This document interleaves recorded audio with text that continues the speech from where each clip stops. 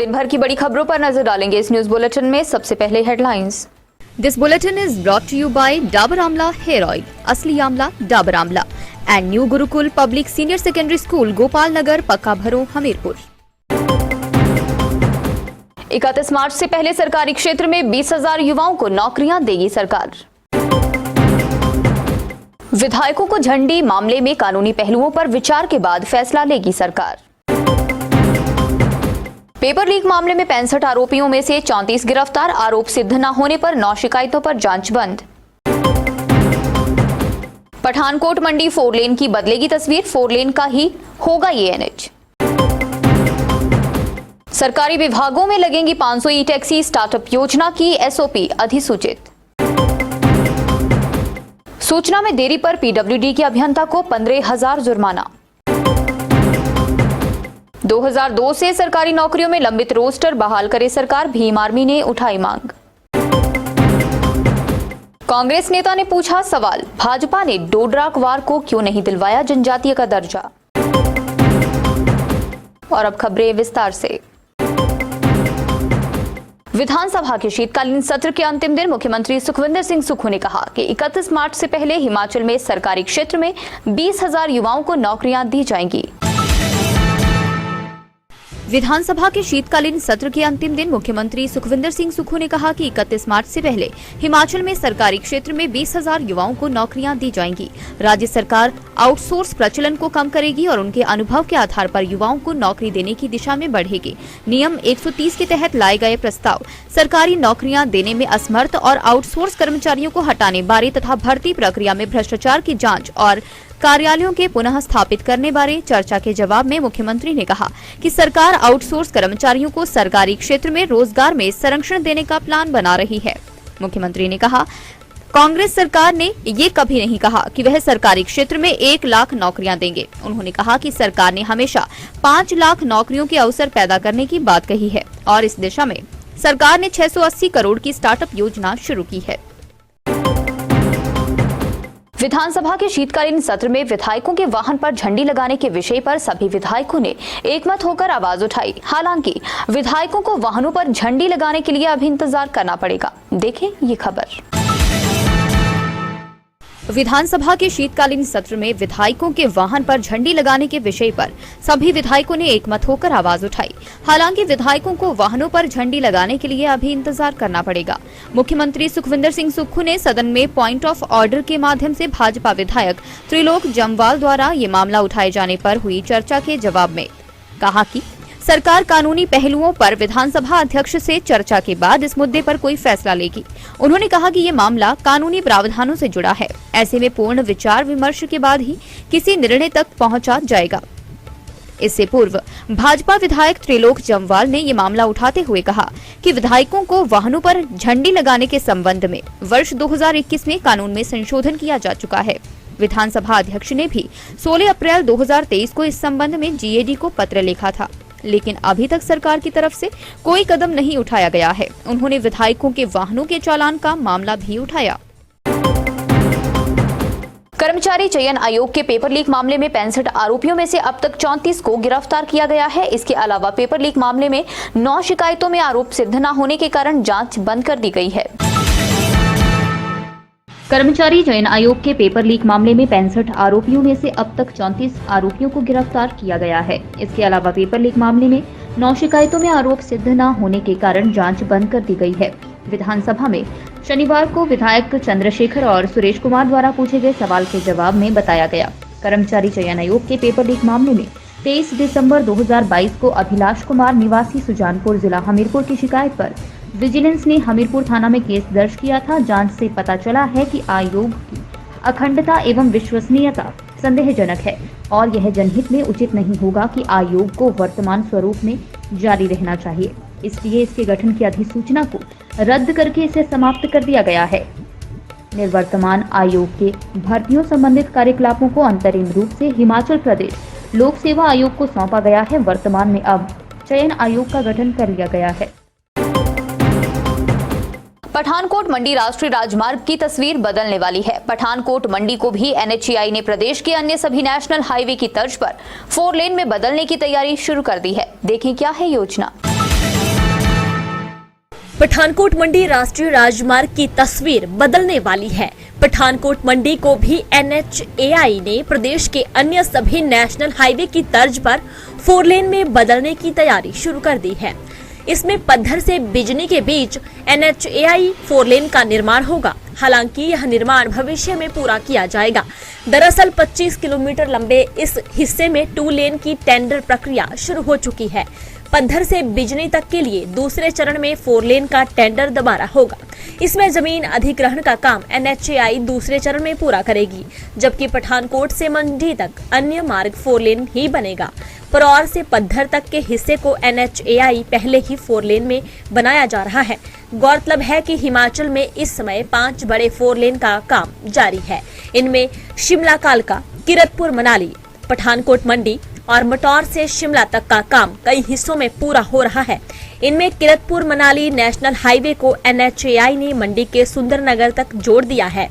ऐसे में पठानकोट से मंडी नेशनल हाईवे पर 2 लेन को 4 लेन में बदलने की कवायद शुरू होने के बाद अब मंडी का संपर्क दोनों तरफ से 4 लेन के साथ जुड़ जाएगा। प्रदेश सरकार ने राजीव गांधी स्वरोजगार स्टार्टअप योजना 2023 के तहत विस्तृत मानक संचालन प्रणाली अधिसूचित कर दी है। परिवहन विभाग के एक प्रवक्ता ने ये जानकारी दी। उन्होंने बताया, इस योजना के अंतर्गत प्रथम चरण में 500 ई टैक्सी सरकारी विभागों, निगमों, बोर्डों व अन्य सरकारी एजेंसियों के साथ अनुबंध आधार पर लगाई जानी है। प्रदेश सरकार ने राजीव गांधी स्वरोजगार स्टार्टअप योजना 2023 के तहत विस्तृत मानक संचालन प्रणाली अधिसूचित कर दी है। परिवहन विभाग के एक प्रवक्ता ने यह जानकारी दी। उन्होंने बताया कि इस योजना के अंतर्गत प्रथम चरण में 500 ई टैक्सी सरकारी विभागों, निगमों, बोर्डों व अन्य सरकारी एजेंसियों के साथ अनुबंध आधार पर लगाई जानी है।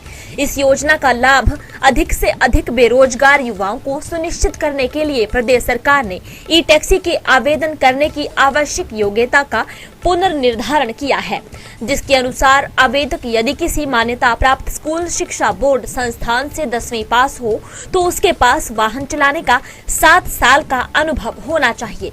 यदि आवेदक 10वीं पास नहीं है तो उसके पास वाहन चलाने का 10 साल का अनुभव होना अनिवार्य है।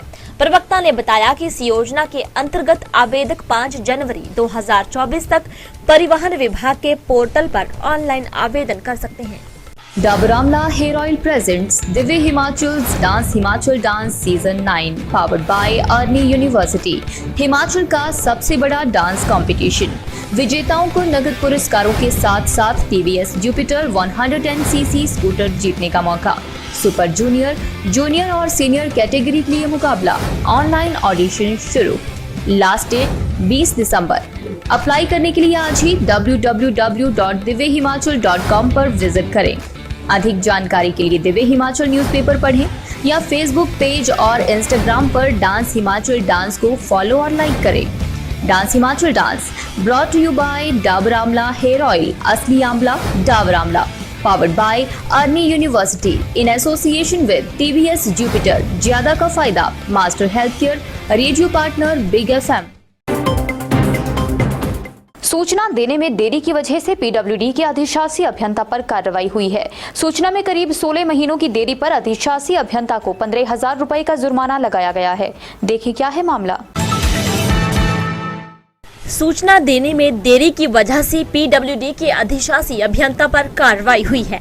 सूचना में करीब 16 महीनों की देरी पर अधिशासी अभियंता को 15,000 रुपए का जुर्माना लगाया गया है।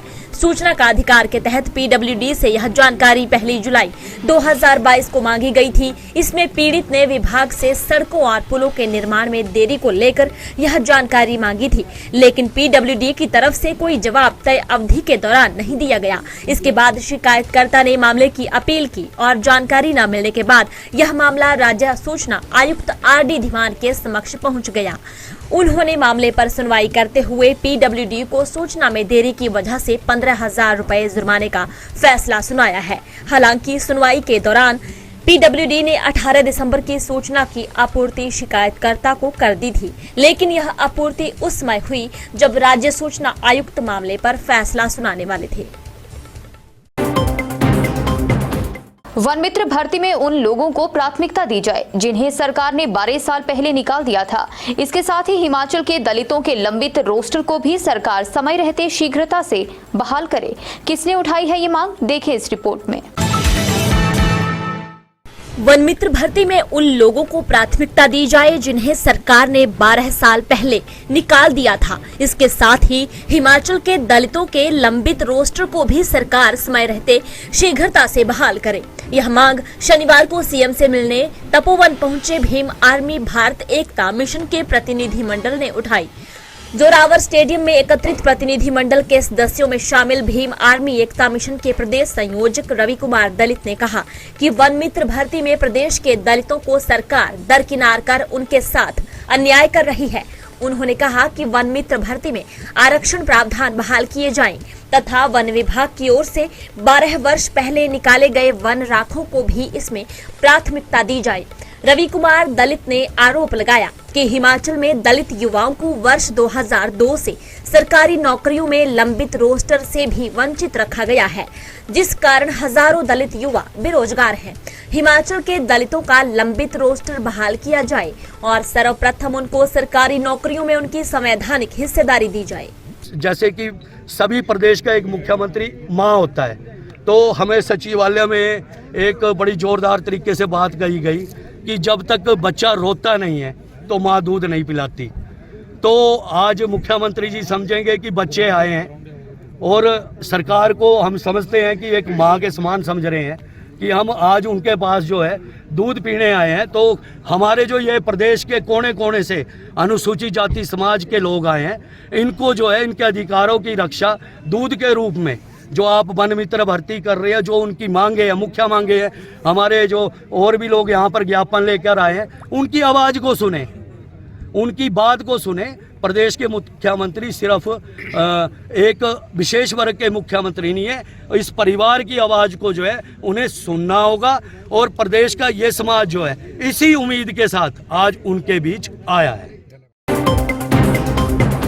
लोकसभा चुनाव से पहले कांग्रेस ने सक्रियता बढ़ा दी है। चारों लोकसभा क्षेत्रों में संभावित चेहरे अब भाजपा को घेरने की तैयारी में हैं। इनमें प्रतिभा सिंह लगातार मंडी के दौरे कर रही हैं, जबकि अब शिमला संसदीय क्षेत्र में भी कांग्रेस ने सक्रियता बढ़ा दी है। लोकसभा चुनाव से पहले कांग्रेस ने सक्रियता बढ़ा दी है। चारों लोकसभा क्षेत्रों से संभावित चेहरे अब भाजपा को घेरने की तैयारी में हैं। इनमें प्रतिभा सिंह लगातार मंडी के दौरे कर रही हैं, जबकि अब शिमला संसदीय क्षेत्र में भी कांग्रेस ने सक्रियता बढ़ा दी है। प्रदेश कांग्रेस महासचिव यशपाल तनाइक ने कहा है कि शिमला संसदीय क्षेत्र के सांसद सुरेश कश्यप का कार्यकाल निराशाजनक रहा है। उन्होंने कहा कि सांसद सुरेश कश्यप 5 साल की उपलब्धि गिनाए जिससे राज्य को कोई लाभ मिला हो। पूर्व सरकार के समय अपने दल के प्रदेश अध्यक्ष रहते हुए भी सरकार से अपने क्षेत्र में बेरोजगार युवाओं के लिए कोई रोजगार की योजना लाने में असफल साबित हुए। यहाँ तक कि जनजाति क्षेत्र घोषित करवाने में इनकी भूमिका नकारात्मक रही। जहाँ शिमला के दुर्गम क्षेत्र डोडराक्वार और चौपाल क्षेत्र के दूरवर्ती इलाके नेवल, किरण, कुपवी तहसील को जनजाति क्षेत्र में शामिल करवाने में इन्होंने कोई दिलचस्पी नहीं दिखाई। एक डाबर आमला देना जी। मुझे भी एक आमला। ये सस्ता पड़ेगा। फोटोकॉपी? फोटोकॉपी? हाँ, ये डाबर आमला, ये फोटोकॉपी। बालों में फोटोकॉपी नहीं, असली आमला डाबर आमला लगा। डाबर आमला बालों को बनाए 2 गुना तक ज्यादा स्ट्रॉन्ग और रखे लंबे, घने, खूबसूरत। असली आमला डाबर आमला। चलते चलते में नजर डालेंगे कुछ और बड़ी खबरों पर। ऊना जिला के अम्ब क्षेत्र के तहत 12 लाख के गहने लेकर 2 बच्चों की माता फुर, पति ने थाना अम्ब में दर्ज करवाई शिकायत। शिमला के कुजभी में आग की भेंट चढ़ा 3 मंजिला मकान, रसोई घर से उठी लपटों ने खाक कर डाली 50 लाख से ज्यादा संपत्ति, सिलेंडर फटने से 2 लोगों को आई चोटें। गगरेट पुलिस ने नेपाल में ढूंढ निकाला, पैरोल के दौरान फरार हुआ कैदी, हत्या के एक मामले में उम्र कैद की सजा काट रहे विशाल बंसल को किया गिरफ्तार। मुख्यमंत्री प्रधान सलाहकार गोकुल बुटेल ने प्रदेश के पहले electric vehicle charging station lab का किया उद्घाटन। MCMC IITI में शुरू हुई EV बैटरी लैब।